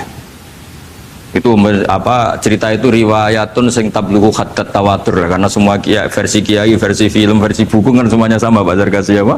Enggak, semuanya menceritakan sama. Kalau Wali Songo itu tidak main kekerasan tapi merubah. Kalau orang-orang yang terlalu liberal kan ya orang rubah, malah tadi seneng aja kalau ini semua orang pakai hijab ribet. Nah, itu yang ribet kalau sampai ganti niatnya gitu. Ribet gak punya pandangan tadi loh pada perhitungannya itu ribet kalau perhitungannya gitu. Ya ini jelas ya. Kelompok ketiga dan ini menurut saya yang luar biasa, wa ila man yang zuri ilaihi bi ainir rahmah wa la yu'athirul muqata'ah wa taqal. Terus fahadihi daqaiqu diniyatun takhtalifu fiha turuqus salikin. Ini satu detail-detail yang mulai dulu orang itu beda-beda karena mungkin organ kita beda, psikologi kita beda. Kalau orang sosiologi mungkin ngamati latar belakangnya beda. Ada orang tuh santunya minta ampun, tak tanya tak pikir dia turunannya orang baik. Kalau saking santunya saya nanya kiai aja kalah sopan sama dia. Tak tanya kamu kok orang baik padahal gak anaknya kiai. Karena saat trauma ditabui bapakku terus. Jadi dia sayang sama orang karena trauma. Betapa ada enaknya dikerasin. Ya nasibnya baik dia kok, kesimpulannya gitu. Ada yang dikerasin bapaknya terus dendam, anaknya yang kena. Banyak orang yang mencintai istrinya, tak pikir dia turunannya orang yang sangat mencintai istrinya, ternyata enggak. Saya tahu sakitnya dicuekin suami, ibu saya itu korban bapak saya. Gara-gara trauma itu terus sayang sama istrinya. Karena ibunya korban dibiarin sama bapaknya, ditinggal kemana-mana. Jadi kadang manusia itu nggak bisa ditebak. Ada yang anaknya orang harmonis, dia ada harmonis. Kok monoton ya? Kalau sudah mukallibal qulub nggak pernah tahu kita. Ya, makanya sudah lah, donga aja ya mukallibal qulub sabit qalbi ala din. Ini para istri donga ya mukallibal qulub sabit qalba zauji ala mahabbati. Tapi aku yakin bapak-bapak gak berani doa gitu. Sabit qalbi ala mahabbati zaujati gak berani. Takut goblok saja. Kayaknya monoton tadi. Ya. Ya, jadi jelas ya, ini masalah-masalah yang nggak mungkin ada kesepakatan ya. Ini jelas fahadihi daqaiqu diniyah takhtalifu fiha turuqus salikin. Nah, daqaiq itu artinya gini ya, daqaiq itu sudah detail. Dikoh, daqaiq jamaknya daqiqah. Dikoh itu detail. Bukan daqaiq bahasa Arab sekarang artinya menit. Oh, daqiqah, daqaiq ada menit barang ini apa dari ini maksudnya dari kata dikoh apa? Detail. Detail itu maksudnya gini. Saya beri contoh ya, semoga contoh ini tidak menyinggung siapapun ya, karena ini murni contoh. Misalnya ini ada warung kopi ya, warung kopi itu dijaga orang cantik, ramah. Terus ini itu dijaga orang solihah tapi judes. Sini boleh utang, ini nggak boleh utang. Ini contoh gampang saja, contoh yang awam saja, model goblok saja lah. Kita ngaji model awam saja. Terus kamu orang netral. Maksudnya netral ya tidak soleh-soleh banget, ya tidak fasik-fasik banget. Ya kayak kelas-kelas gini kan nggak soleh-soleh banget, agak ya nggak jelas lah bahasa pasnya itu nggak jelas. Kalau bahasa Qur'annya wa akhiruna atarafu bidunubihim kholatu amalan solihah wa akhara. Delok kiai ya gelem, delok wedok ya gelem. Konser ya teko, pengajian ya teko, ini jenis kholatu amalan solihah wa akhara saya. Jadi Quran sudah gambarkan. Makanya kelompok kayak kamu itu termasuk kelompok yang dibayangkan Quran. Tapi ya itarafu bidunubihim, kalau malam ya istighfar, astagfirullahaladzim. Sudah pas lah gambaran Quran itu pas, sudah kamu partainya itulah jelas sudah. Kan kita nggak mungkin partai wa minhum sabiqum bil khairati bin wanda lah. Ambunin ndak kelihatan. Kalau kalian sudah wali pasti saya tahu, kan ada daftarnya. Wali itu ada daftarnya, ada anggotanya, ada apa? Ada membernya ya betul. Ya saya ulang lagi ya. Ini solihahnya, solihah itu ya solihah lah. Ini misalnya orang ya gitulah. Saya tidak mengatakan sampai nyun sewu orang nakal enggak. Pokoknya ini solihah banget, ini biasa misalnya. Terus tapi ini ramah, sudah ramah boleh utang. Cantiknya sama, kamu jangan bayangkan cantiknya sama. Cantiknya sama atau jeleknya sama. Kemudian ini boleh ngutangi saja, servisnya boleh ngutangi saja. Itu kira-kira kamu marung kemana? Ke sini kan? Yang boleh utang kan? Karena al-insan abdul ihsan. Nah di sini juga sama. Jangan-jangan anak-anak muda itu suka jagongan di gardu di tempat orang nakal karena ada kopi gratis, boleh nyetel tip bebas. Sementara sowan ke orang soleh harus banyak etika, banyak tatanan. Nah, jangan-jangan mereka agak tertarik kita di sini ihsan, merasa dapat baiknya si yang punya rumah, di kita enggak. Nah, di sini sirnya kenapa kiai alim itu sama anak-anak muda subuyon santai. Itu awal dakwah itu karena manusia itu pasti al-insan abdul ihsan, manusia itu budaknya kebaikan. Makanya kenapa kiai Jawa itu suka nyuwun sewu mayoran, suka makan-makan. Itu bukan terus buat kok iku sunai Rasul piye, dalile piye. Ini urusan daqaiq, sesuatu yang hitung-hitungannya sudah jelimet. Bukan tekstualis, ini sudah jelimet. Jangan sampai di tempat orang-orang nyuwun sewu yang kurang baik itu makan-makan mayoran, ketemu wong saleh mentuk ijazah we. Kon maca ngene, kon poso ngene kan mesti. Nah ini cerita aja, kamu gak, makanya saya bilang nggak perlu nyinggung siapa, ini teori daqaiq gitu. Nah tapi kalau bawaannya orang soleh itu rileks. Bapak saya itu saya menyaksikan setiap sama tamu itu guyon. Tamu belum duduk aja mesti ibu dibilangin kon gak nomam. Karena tamu zaman dulu itu memang sering gak kelar marung. Tamu saya guys apa bertamu nang hotel mangan sih ribet malah. Nah kalau al-insan abdul ihsan, jangan-jangan orang kesini itu Allah nyalakan kita karena kita salahnya kurang ihsan. Makanya diantaranya doanya orang-orang dulu, ya Allah jangan berikan ke orang-orang fajir orang-orang fasik, satu kenikmatan yang saya harus berutang jasa ke mereka. Karena berat, ke depan itu berat. Jadi jangan-jangan kita dakwah tidak mandi itu kurang kompetisi lah istilahnya. Nah makanya Wali Songo itu sikapnya simpati. Ya tadi, makanya terus guyonan di dunia sufi, meskipun guyonan masuk akal. Kok tidak marung yang solihah, kok marung yang enggak solihah? Kalau yang ini senyum, ini merengut. Nah, di sini pentingnya senyum. Meskipun fikih berfatwa senyum itu sunat, saya ulang lagi, fatwa fikih formal itu kan senyum itu sunat. Tapi ada surah yang senyum itu wajib. Ya tadi misalnya kamu kalau jadi kiai senyum orang ngaji ke kamu. Tapi kalau kamu nggak senyum orang ke ngaji yang aliran sesat, misalnya belajar yang aliran sesat. Hanya karena orang netral lu ngukurnya senyum. Bawaan sowan kiai dimarahin ya sowan yang nggak kiai nggak dimarahin misalnya. Nah di sini hebatnya Quran. Bayangannya walaupun tafadzul walidul qalbi lan faddu min qawli. Kalau kamu jadi kiai kurang simpati pasti orang itu bubar. Di sini fatwa fikih sudah tidak berjalan kalau senyum itu sunat. Ada wajib. Tapi bukan wajib yang keliru Pak tadi ijabu malam ya tidak, ini wajib yang karena hitung-hitungan syariah itu. Lo coba ya, mana ada wong soleh yang top ya. Sekedar kita mungkin pegawai negeri atau lurah, orang ke kita harus prosedur. Sementara kadang ke tempat yang kurang baik nggak usah prosedur, orang kan nyaman nggak diatur timbang diatur. Bawaan gitu saja sudah membatasi akses kebaikan kan.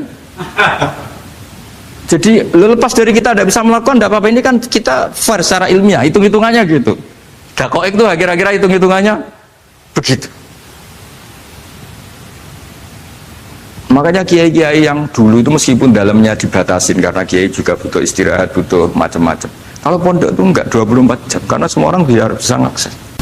Saya tuh kalau ngaji Rebo itu ribuan, enggak mulai orang jelas, enggak jelas, setengah jelas, yang wali, setengah bulat, setengah buron, ada semua.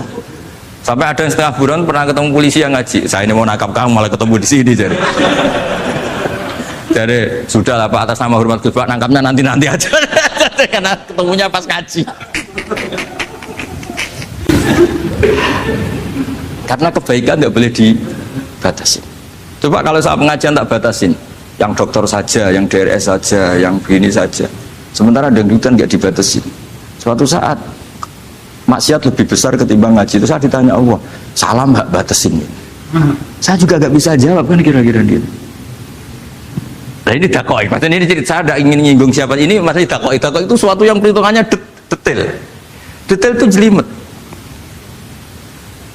Saya punya tetangga kalau tukaran sama suaminya itu jujur betul. Kenapa nak tegakno kopi ra gelem, senane ngopi ning warung. Nang kono nak nyugoi mbek senyum kowe ora. Istri kamu kalau nyugoi, oh ngombe. Di warung kan ngersakno nopo. Padahal cantiknya kadang ya sama, atau kadang cantik istri kamu. Tapi gara-gara dua. Nah itu sudah dakwah apa? Dakwah. Ini urusan kompetisi. Ke kiai dimarahin, ke sini di servis. Nah, ini monggo lah kita belajar bahwa karena sebagian riwayat disebut Rasul Akli Badal Iman Billah At-Tawaddud Ilan Nas. Setelah kita berargumentasi ilmiah secara tauhid, urutan dakwah berikutnya at-tawaddud ilan nas. Kita harus bersikap simpatik dengan harapan simpatik itu membawa orang ila wahi wa rasuli. Kita tidak punya kepentingan pribadi, punya pengaruh banyak, membernya banyak, enggak lah, ma'adzallah min dalik, enggak. Tapi setelah kita at-tawaddud ilan nas, coba Rasulullah itu tiru. Sholat itu kayak apa baiknya? Logikanya barang baik tambah lama tambah baik, tapi itu mukhalafah, itu bertentangan dengan sunnahnya manusia yang suka cepat. Nyatanya imam yang cepat itu yang lama itu yang disalahkan Nabi. Logikanya kan sholat lama, Qur'annya fasih. Yang imam itu Mu'ad bin Jabal, tidak muntah itu tidak apa. Mu'ad itu sahabat paling fasih, paling alim. Artinya bacaannya itu tidak bikin kuping panas ini. Yang ngomong ini tidak saya. Itu ketika kelamaan, yang disalahkan Nabi itu yang kelamaan. Karena supaya orang seneng sholat, ya sholat itu jangan jadi problem dong. Cara nggak jadi problem gimana ya? Jangan lama. Kayak apa agama ini? Sholat loh, sebaik sholat aja dikompromikan dengan hukum sosial. Karena kalau sholat terlalu lama nanti ibadah jadi problem. Sampai segitunya. makanya apalagi kalau kamu sudah ngerasa suaranya elek, tak baku tuh kul huwa lah. Suaranya elek Baqarah. Suaranya elek. Ini kok diting-ditingan. Mustaqim bagus gak suaranya? Paling bagus ya. Sholat. Ya gitu aja ya, dibagi ya, yang suaranya tidak bagus suruh imami duhur, asar aja. Tadi yang bagus biar maghrib apa isya ya, kayak gitu aja. Ya tapi sudah teruskan ya. Jadi yang jelas ada kelompok ketiga, yang jelas ini ya, yang kalau kita bisa niru ya, wa ilaman yang zur ilaihi bi ainir rahmah wa la yu'athirul munqata'ah wa tabau. Nah ini ketika Imam Ghazali fahadi daqaiqu diniyah. Ini detail-detail yang setiap turukus salikin itu beda-beda. Wa yakunu amalu kulli wahidin ala ma yaqtadihi haluh wa waktu. Jadi mulai dulu ini urusan relatif, urusan subjektif. Jadi tidak bisa kamu ada orang itu maksiat. Bawaannya kalau nggak dikerengi amari ya ada. Yang bawaannya dikerengi tambah nemen ya ada. Bawaannya nggak jelas ya ada. Banyak ya kalau itu banyak. Jadi mulai dulu tuh ulama dulu tuh fair seperti itu nggak perlu diperdebatkan lah, sudah mulai dulu ya beda bimuqtadal hal wal waqti ya. Nah sekarang orang kan milih, kalau yang keras nyari dalil keras terus, yang lunak cari dalil lunak terus. Akhirnya dalil kok dicari-cari itu gimana? Ciri utama kebenaran itu fi awali wahlah. Ada ciri utama kebenaran itu al-badihiyah. Makanya kalau dalam ilmu ushul fikih disebut watabadur alamatul haqiqah. Penemuan pertama itu bukti yang digandaki Allah hakikat. Misalnya kamu sama orang nakal tanggo kamu, tak kandani malah nemen. Spontan orang itu pasti gitu.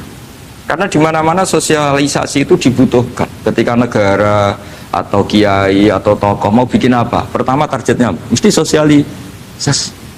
Sesuatu pasti ada tadrijan. Itu siapapun, teori manapun, di dunia apapun. Nah itu namanya badiyah, pikiran segitu itu disepakatin. Nah kita kalau langsung marah, langsung mengusir itu tidak pikiran badiyah yang konsensus. Misalnya anakmu nakal, dengar misalnya nyuruh anak kiai, dengar anakmu pacaran. Pikiran pertama itu seorang manusia itu, iya dikadani si api-api ya. Karena tadi itu badihi itu orang itu. Kamu kepengen beli mobil, pikiran pertama ya nggak sih nabung sih, mesti begitu. Jadi ya pasti begitu lah. Itu kalau kamu mengukur mana yang benar tuh at-tabadur alamatul haqiqah. Kalau kamu ngaji usul fikih itu kan at-tabadur alamatul haqiqah. Karena konsensus lah, agama ini fitratallahi allati fataran nas 'alaiha. Jadi nggak mungkin lah kita ingin sesuatu kemudian tidak berproses. Ya saya teruskan ya. Tapi kamu jangan kaget kalau setiap angkatan beda. Ini jelas wa yakunu amalu kulli wahidin ala ma yaqtadi haluh wa terus wa muqtadal ahwal fi hadil umur imam makruha aw manduba fatakunu fi rutbatil fadail wala tantahi ila tahrim wal ijab. Nah ini jelas metode-metode itu sudah lah, paling kalau benar ya mandubah, kalau salah ya makruha. Kamu jangan kalau orang salah metode tahrim enggak bisa. Oh metode itu misalnya gini, ada orang enggak nahi mungkar, oh ini haram, kiai kok tidak punya kepedulian tidak nahi mungkar, ya jangan gitu, itu urusan manhat. Manhat itu tidak bisa berstatus tahrim atau ijab karena ini fleksibel bimuqtadal hal wal waqti. Jadi ini alimnya Imam Ghazali ya, karena ya tidak bisa. Fa inna takhil tahta taklif aslul ma'rifah lillah wa aslul hubba dzalika qad la yata'adda minal mahbub ila ghairihi.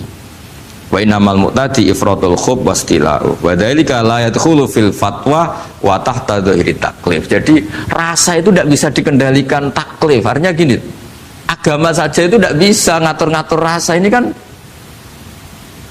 misalnya gini, contoh gampang ya, kamu tidak usah tersinggung, pasti kamu mengalami, bukan mungkin tapi pasti mengalami. Wadah orang rokokan, keriting, jebelek, puwesek, gedut rokokan, cowok itu rokokan dulu, itu kamu mau angkel. Wah, semua akal harus dianggap cowok itu orang bener. Baru ketemu cowok wayu menarik rokokan, mesti oleh mangkel gitu. Wes jawab jujur ya, tidak usah munafik kamu. Betul ya?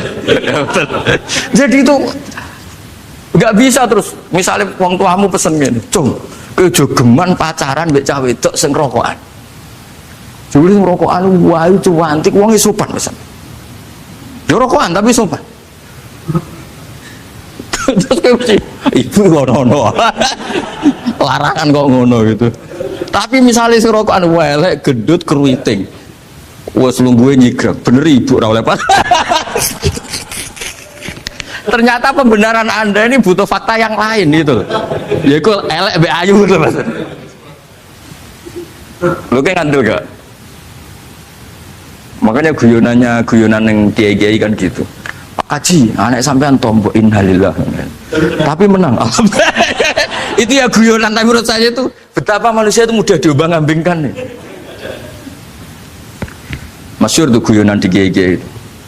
Pak Kaji ono cawe itu numpak sepeda motor GL Max Pro, dan di saya kan sepeda lanang.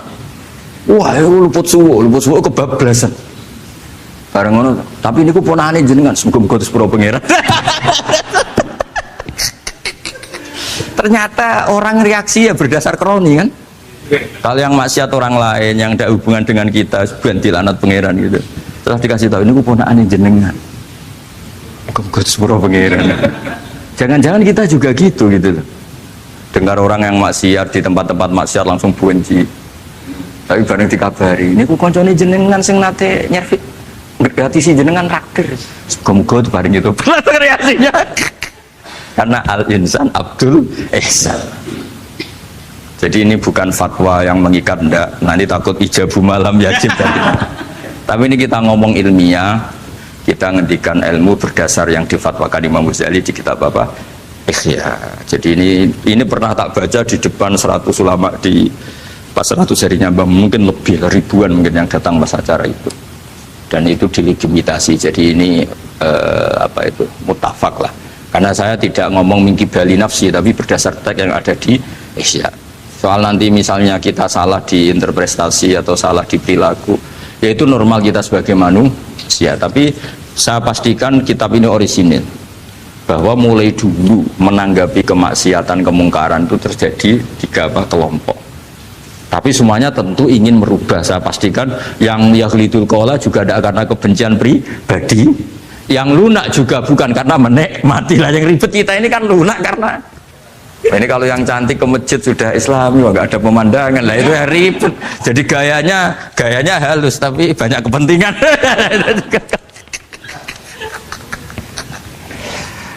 Ya ini jelas ya. Jadi mulai dulu makanya Imam Ghazali sampai punya gelar Hujjatul Islam. Di sini kelihatan apa detail-detailnya Imam Ghazali. Dan beliau berargumentasi.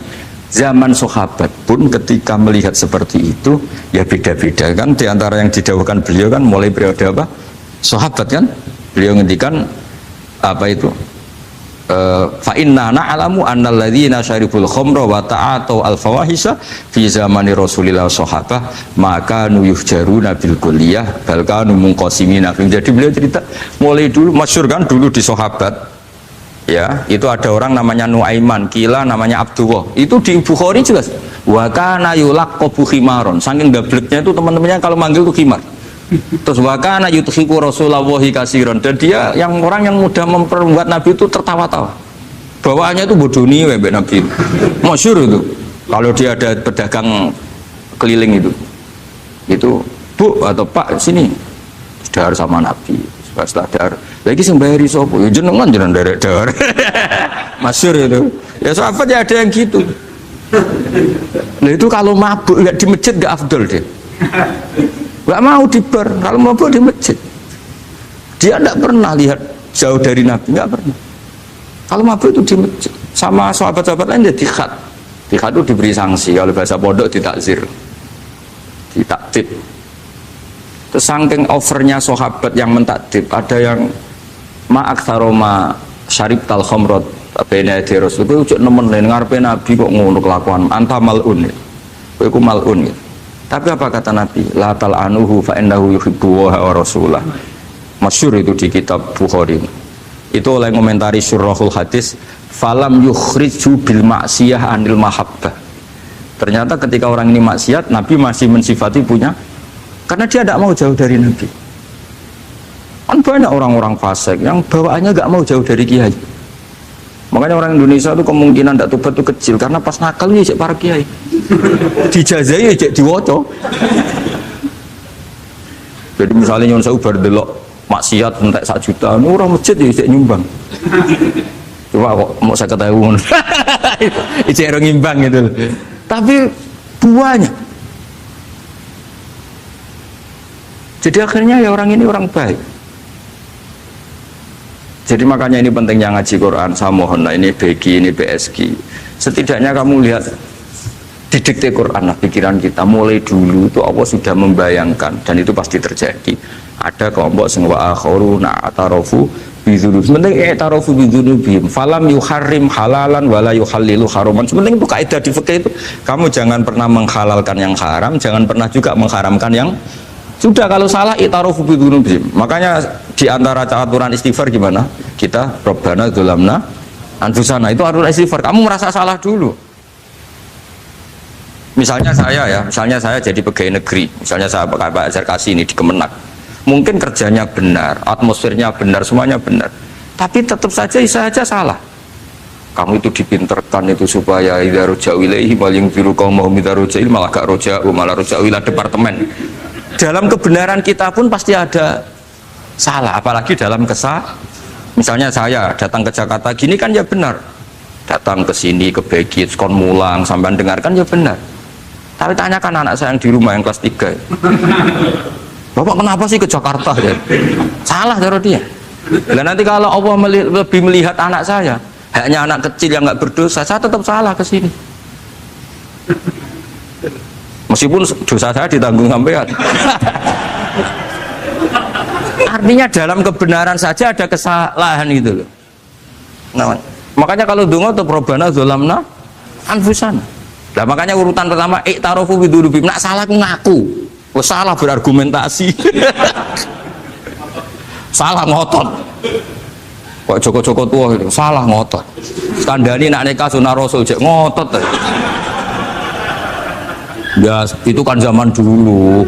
Kalau sekarang harus mapan dulu, kalau enggak kakean teori no. Kandhani kene utlubur rizqa binikah niku riyen ye sakniki. Ribet teh. Wah angel kandhani santri saiki teori ya.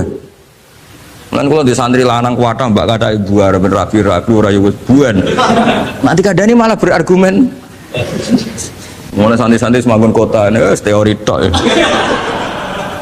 Coba namanya tak kandani, kon tawakal ra mikir pekerjaan, gak iso kan ke santri kota ra iso. Nah santri desa iso bazar kasih. Kandani sing ngandel kon tawakal. Santri kota ra iso. Gimana? Wes mlaku-mlaku gak go ATM ra wani. Gak go HP ra wani. 2 kilo lupa ninggal ketika milih kembali. Coba kalau ada apa-apa gimana ini? Padahal dulu berhari-hari gak bawa HP. Jadi nah makanya wa akharuna itu nomor 1 ukurannya i'tarafu karena kelakuannya piye jenis ini kelakuannya kholatu amalan sholihah wa akhara konser ya kok ngarep mbok ono selawatan ya kok wah ono artis wayu delok dosokan ono kiai melok dosokan salaman jare malaikat iki penggemar sapa ya iki penggemar artis penggemar kiai ya sama-sama hero. Kepen roh artis yo wani dosokan, kepen roh kiai yo wani. Nah terusannya aja tapi itu menggembirakan tapi asallahu. Jadi ya muga-muga pangeran nyepuro, tapi kelasnya ya muga-muga. Kelakuan ngene itu tidak bisa dipastikan. Kelasnya ya muga. Beda kalau haladul walati jaratun tunjiku min adzabin apa? Alim itu untuk minuna fil harus batu jadi namanya amalin terus. Nah itu makome langsung yaghfir lakum. Warna wes itu kelas tinggi itu mesti langsung yaghfir. Nah sing kelas ngene ya asa. Asa itu sapi lah. Sekaya aja langsung mesti nek kok ayate asa kok. Asa yang menawa-menawa. Menawa-menawa. Lah itu banyak kepentingan. Tapi yang jelas itu asa ya semoga ya tadi mungkin apa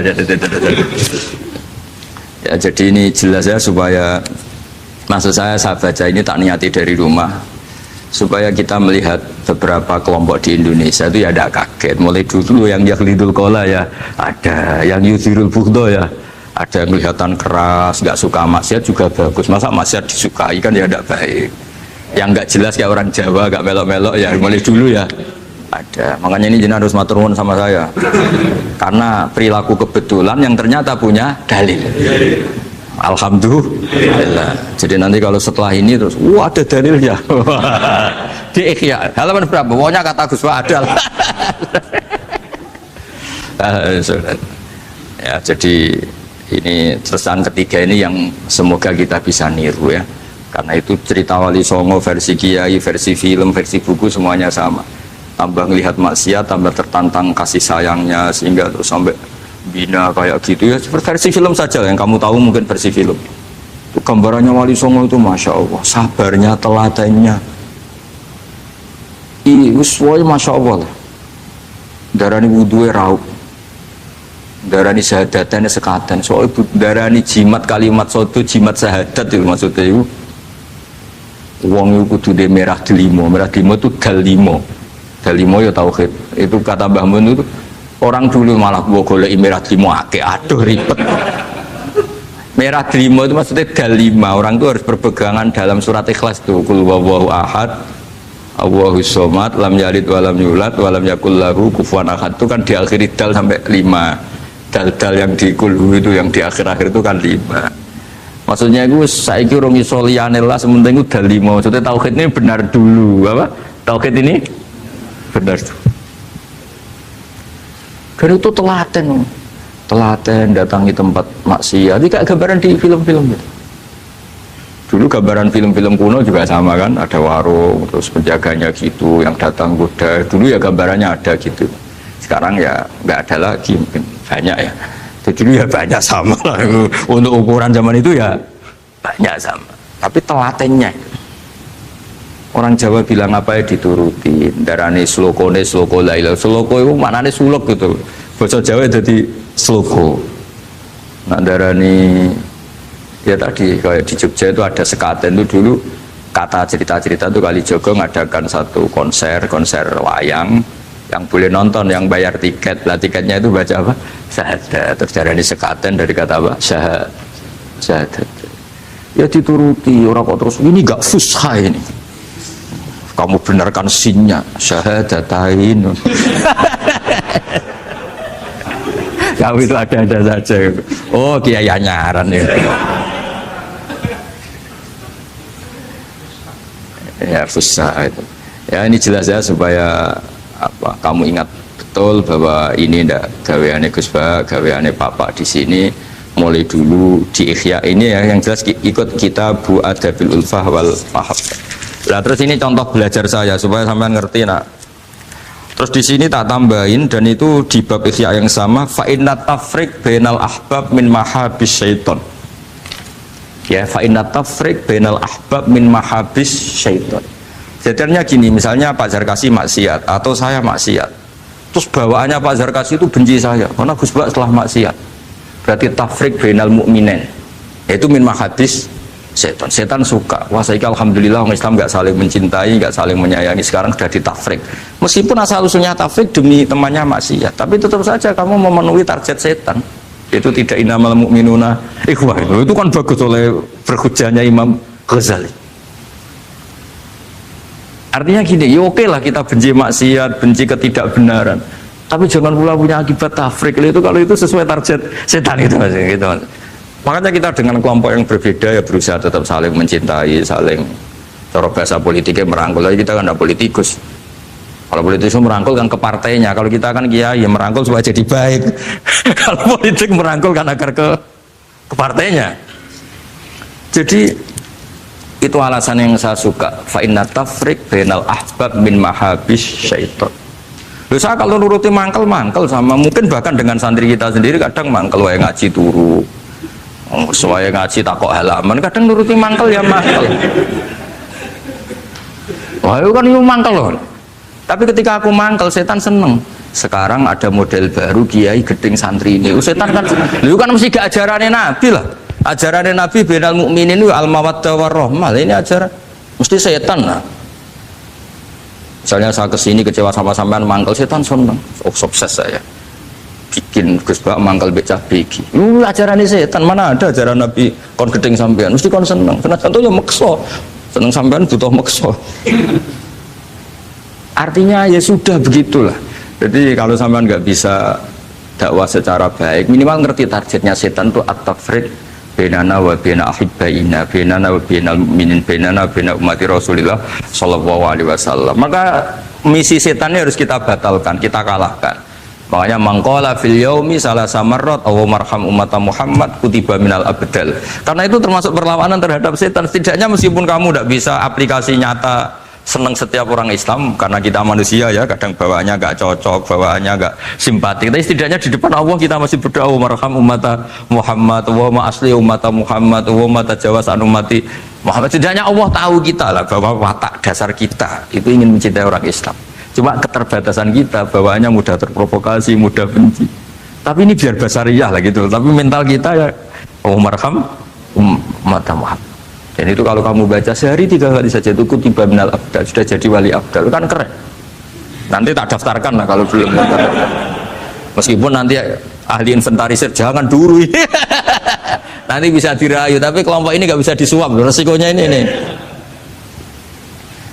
Jadi ini apa penting sekali ya supaya jenengan ngerti. Jadi kalau bawaan coba kita ini punya istri, normalnya kan sayang. Nyatanya tetap disuruh doa sama Allah, Rabbana hab lana min azwajina dzurriyyatina qurrata a'yun. Bawaan sering ketemu itu mangkel. Bawaan roh suami amen ketemu wong ayu ya mangkel. Bawaan suami roh istri saya teko jok kopi wa-anan ya mangkel. Nuruti asbabul bughdi itu banyak sekali.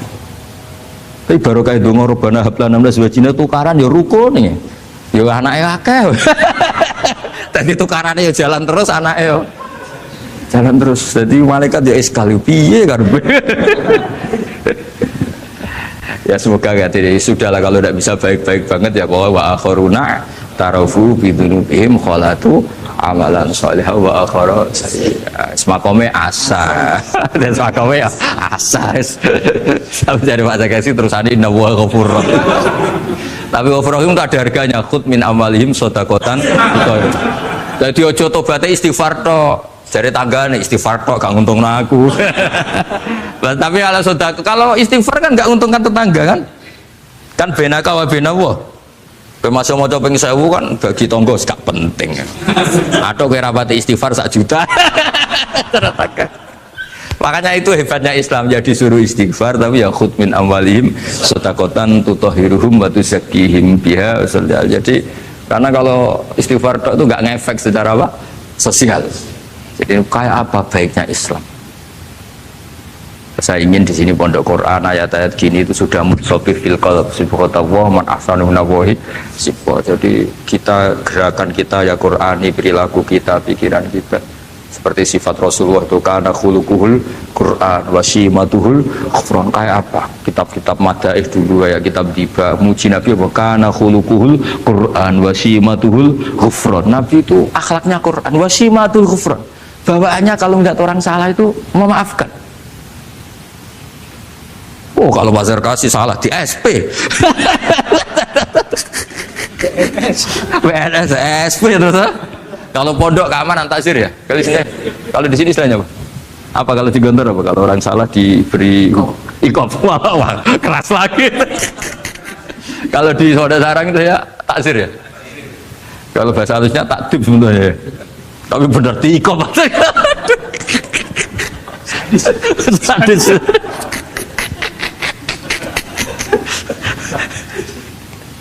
Aduh. Kalau di sini apa istilahnya? Apa? Oh, BNI Roma. Kayak kayak wah ya top sudah makom paling tinggi ya.